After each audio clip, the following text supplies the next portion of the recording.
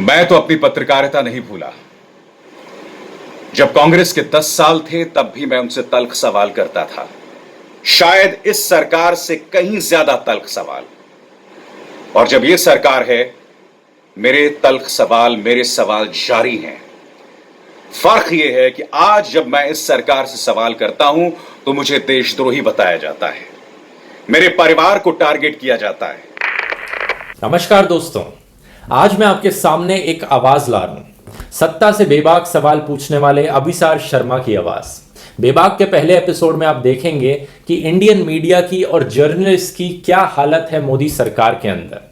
वो जर्नलिस्ट जो सत्ता से सवाल पूछने की हिम्मत रखते हैं, उनको किस तरह से डराया जाता है, धमकाया जाता है, उनके खिलाफ एक टारगेटेड फेक न्यूज फैलाई जाती है, प्रोपेगेंडा फैलाया जाता है, उनको जॉब से निकाल दिया जाता है और यहां तक कि उनके खिलाफ जान से मारने की धमकियां भी दी जाती हैं, उनके परिवारों को भी डराया जाता है। आप हैरान हो जाएंगे देखकर कि ये कोई एक दो जर्नलिस्ट तक सीमित नहीं है। ऑलमोस्ट हर एक जर्नलिस्ट जो आज के दिन सरकार के ऊपर सवाल उठाने की हिम्मत रखता है, उसके साथ ऐसा किया जाता है। और आयरनी की बात तो यह है कि ये वही जर्नलिस्ट हैं जो कांग्रेस के 10 सालों में भी बेबाक होकर सवाल उठाया करते थे। अभिसार शर्मा जी आपको इस पे बहुत से चौंका देने वाले फैक्ट्स बताएंगे, आइए देखते हैं।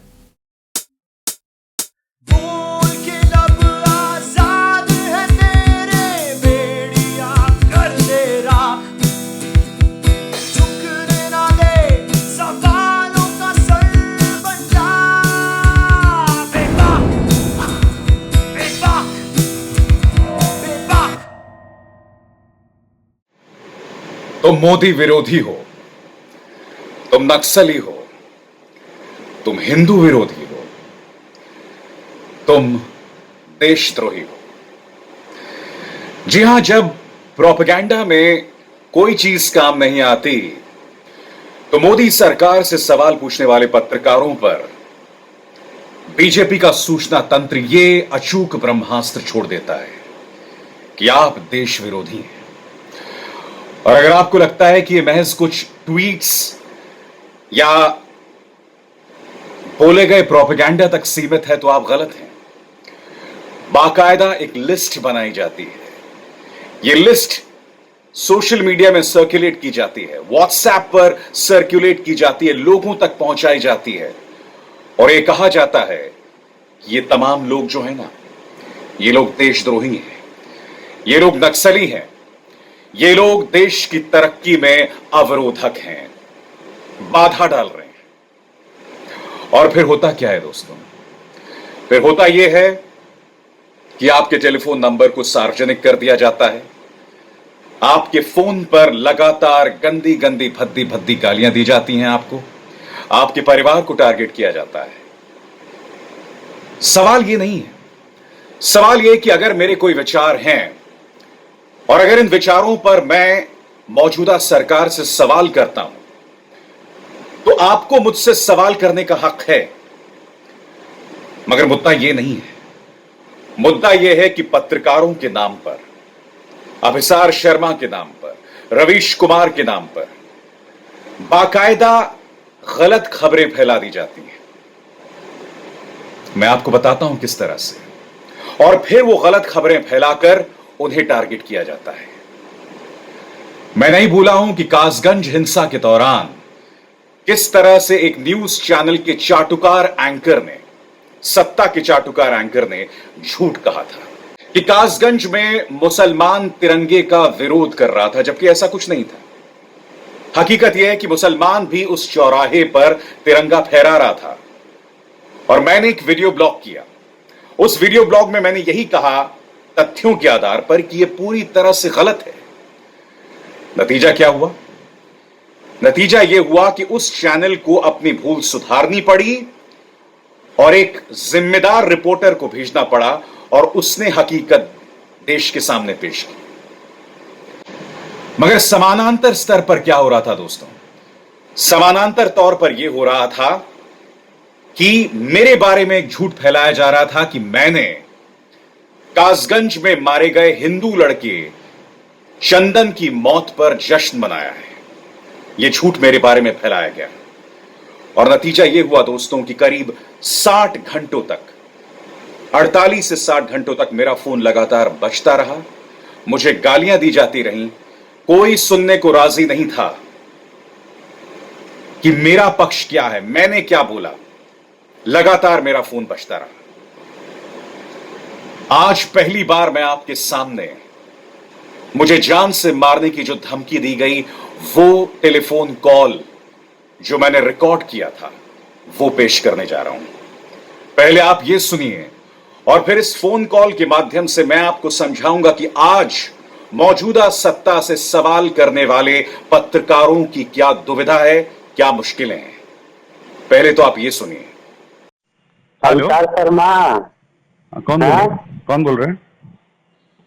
क्या हाल है? कौन बोल रहे हैं भैया? कौन बोल रहे हैं? जम्मू से बोल रहे हैं। कहाँ से? नंबर से देख लो कहाँ से नंबर है। अरे तो क्या है? कौन हो भाई? जल्दी ही तुम 72 हूर के पास में जाने वाले हो। कितना? कहाँ जाने वाले हो? हाँ, 72 हूर के पास में जाने वाले हो। जन्नत में चड्डी बाडी रख ले जेब में 72 हूर के लिए। अच्छा, क्या जान से मारने की धमकी दे रहा है तू? हाँ, भाजपा का तुम खिलाफ हो क्या? हाँ? भाजपा वालों के एंटी हो तुम, मुसलमानों का साथ देते हो। 72 हूर के पास में जल्दी जाओगे तुम क्या जान से मारने की धमकी दे रहे हो? और तुझे अगर लग रहा है कि मैं तुझे थाईलैंड में ट्रेस नहीं कर, सुन भाई, सुन, तू मुझे जान से मारने की धमकी दे रहा है तो मैं तुझे थाईलैंड में भी ट्रेस कर सकता हूँ, ठीक है? एक बात याद रखना, ये तेरा नंबर आ गया मेरे पास। तुम मुसलमान का वो करते हो। नहीं। अब ये नंबर जो है ना, अब ये नंबर मैं थाईलैंड पुलिस को फॉरवर्ड करने वाला हूँ, ठीक है? ठीक है, क्या नाम है तुम्हारा? चलो, अब तुम देखो, हमारा नाम है अब्दुल अंसारी। हाँ, अब्दुल अंसारी। शर्म नहीं आती लोगों को जान से मारने की धमकी दे रहा है तू फोन पे बैठे बैठे? हिंदू हो यार, हिंदुओं का हम करो। बेशर्म आदमी। ऐसा नहीं कि इस शख्स के खिलाफ मैंने पुलिस में शिकायत नहीं की।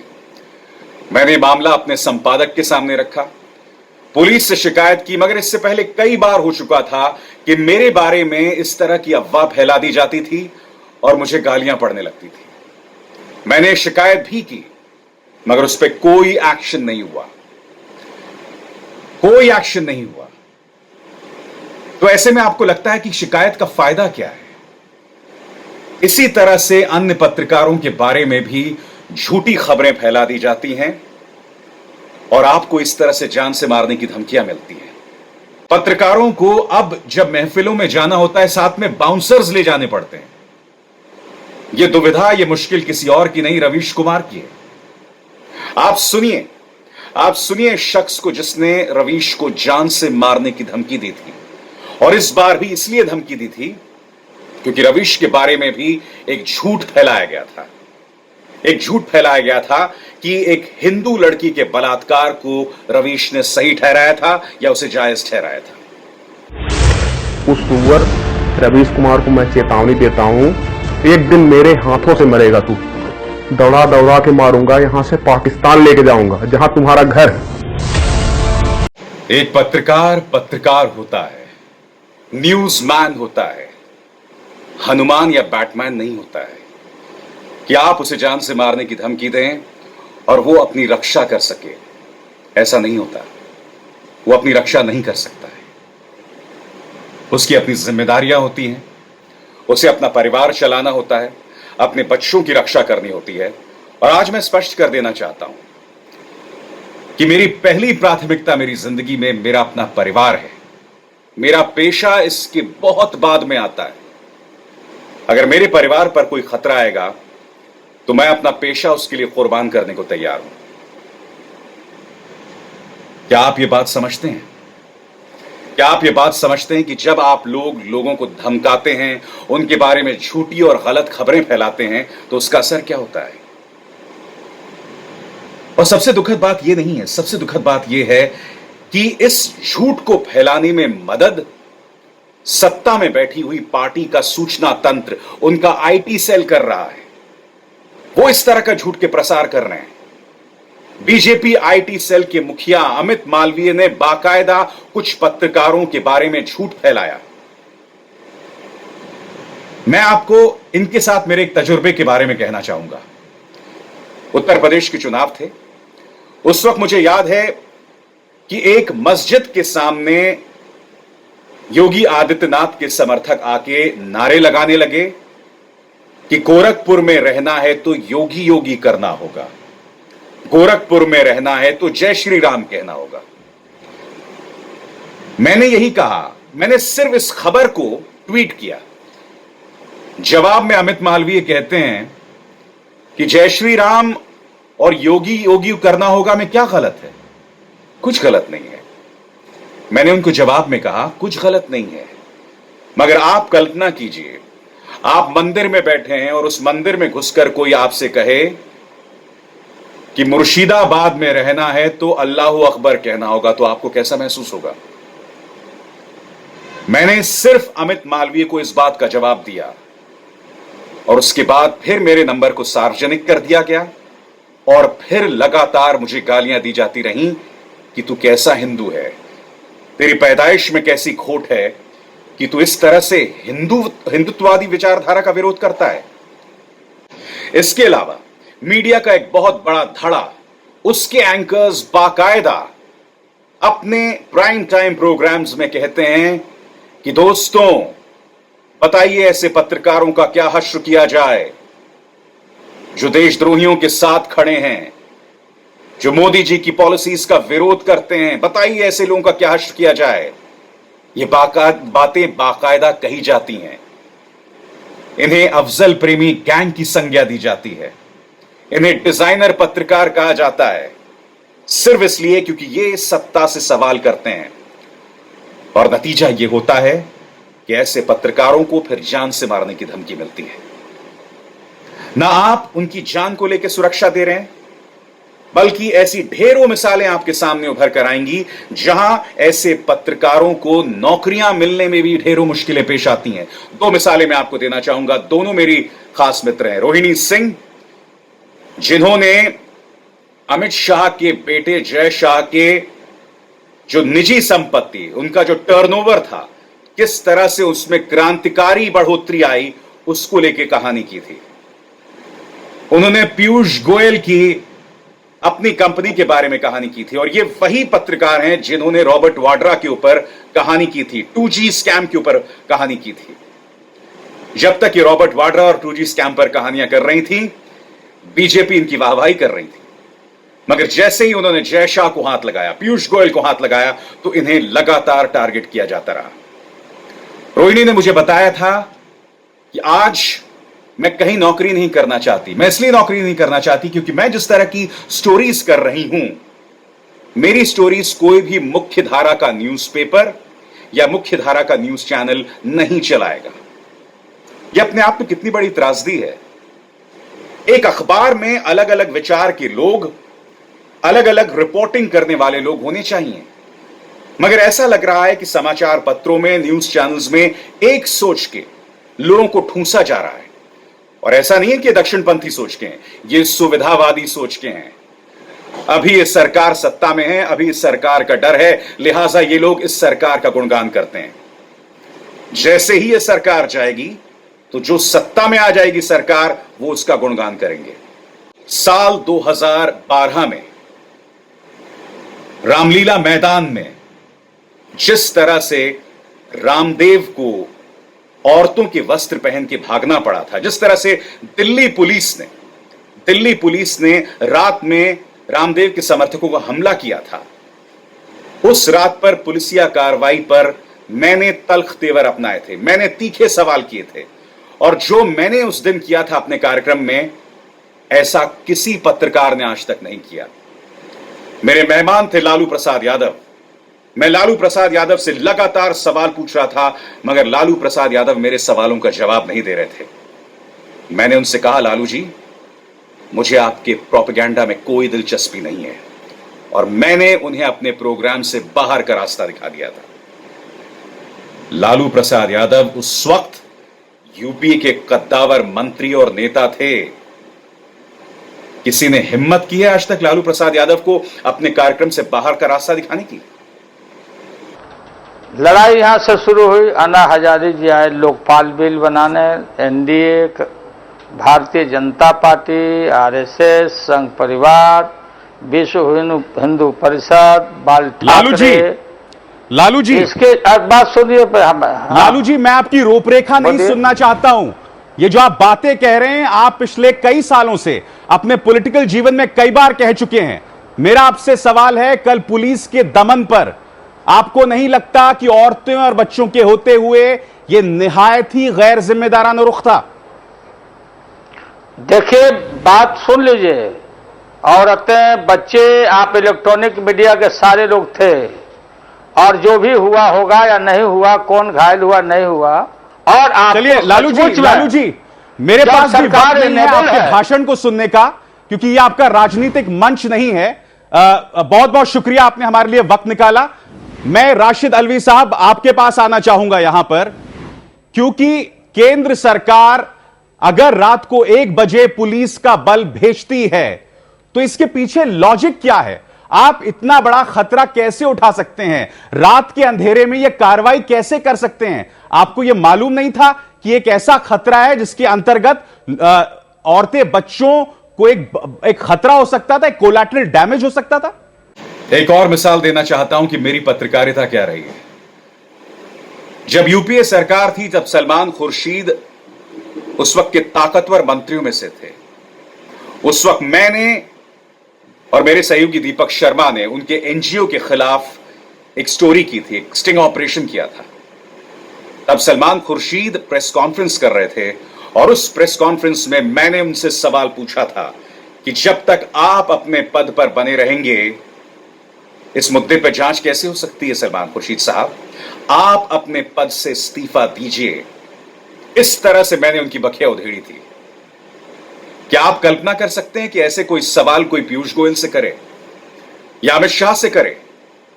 क्योंकि हम भी जानते हैं कि नितिन गडकरी को भी पूर्ति घोटाले के तहत अपने पद से इस्तीफा देना पड़ा था, मगर अमित शाह ने अपने पद से इस्तीफा नहीं दिया।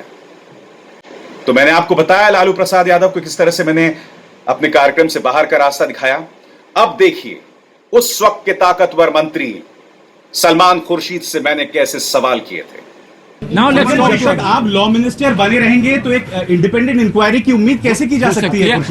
आपके अरुण पुरी अगर बने रहेंगे, इसके मेरे सवाल का जवाब दीजिए। आप मेरे जवाब, मैं आपसे सिंपल सवाल, मैं आपसे सिंपल सवाल पूछ रहा हूँ। मेरा सवाल आपसे ये है, मेरा सिंपल सवाल, प्रेस कॉन्फ्रेंस आपका है सर, प्लीज आप सुनिए। Are you here to ask me to leave? Are you an activist or are you a journalist? You've asked me, a journalist. As a journalist, you've asked me what is proper, what is the right thing to do. My government will take that decision. My leadership will take that decision. Don't worry about this. Please, will you tell me what you will do when you are found wrong? But unfortunately, you haven't answered a single question of mine or Deepak's. मैं तो अपनी पत्रकारिता नहीं भूला। जब कांग्रेस के 10 साल थे, तब भी मैं उनसे तल्ख सवाल करता था। शायद इस सरकार से कहीं ज्यादा तल्ख सवाल। और जब यह सरकार है, मेरे तल्ख सवाल, मेरे सवाल जारी हैं। फर्क यह है कि आज जब मैं इस सरकार से सवाल करता हूं तो मुझे देशद्रोही बताया जाता है, मेरे परिवार को टारगेट किया जाता है, और मेरे नामों के साथ मेरे परिवार के खिलाफ झूठा और गलत प्रोपेगेंडा चलाया जाता है। वक्त इस तरह से बदल गया है, और यह हर उस पत्रकार के साथ है जो इस सरकार से सवाल करता है। आज मैं आपको एक बात बताना चाहूंगा कि जिस दिन सत्ता में बैठे लोगों से सवाल किए जाने बंद हो गए, उस दिन इस देश में प्रजातंत्र नाम की चीज पूरी तरह से तहस नहस हो जाएगी, पूरी तरह से बर्बाद हो जाएगी। और ऐसी व्यवस्था में आपका और मेरा वजूद एक बहुत बड़ा शून्य बनकर रह जाएगा। आपका वजूद बना रहे, उसी में मेरे जैसे पत्रकार संघर्षरत हैं, उसी में मेरे जैसे पत्रकार जो हैं वो मौजूदा सरकार की नीतियों को चुनौती दे रहे हैं। प्रजातंत्र बना हुआ है ऐसे ही प्रेशर ग्रुप्स की वजह से, ऐसे ही लोगों की वजह से जो आम इंसान की आवाज, जो मजलूम की आवाज लगातार उठाते हैं। और इस सरकार का कहीं ना कहीं यह पूरा प्लान है कि ऐसे पत्रकारों को देशद्रोह के साथ जोड़ दिया जाए, ऐसे पत्रकारों की विश्वसनीयता को पूरी तरह से खत्म कर दी जाए और अपने चाटुकार पत्रकारों को सामने किया जाए। अंत में एक बात कहना चाहूंगा। एक पत्रकार है जो तिहाड़ जेल में वक्त बिता चुका है। वो कैमरे पर पकड़ा गया था घूस की मांग करते हुए। एक और पत्रकार है जिसके आर्म्स डीलर के साथ 500 मिनट की फोन की बातचीत है। प्रवर्तन निदेशालय, एनफोर्समेंट डायरेक्टरेट इसकी जांच करना चाहता था, मगर चूंकि ये मोदी समर्थक पत्रकार हैं, लिहाजा वित्त मंत्रालय ने इसकी इजाजत नहीं दी। अब यह आपको फैसला करना है कि आपके आदर्श ऐसे पत्रकार बनेंगे या वो पत्रकार जो मौजूदा सरकार से सवाल करते हैं। तय आपको करना है, फैसला आपको करना है। नमस्कार।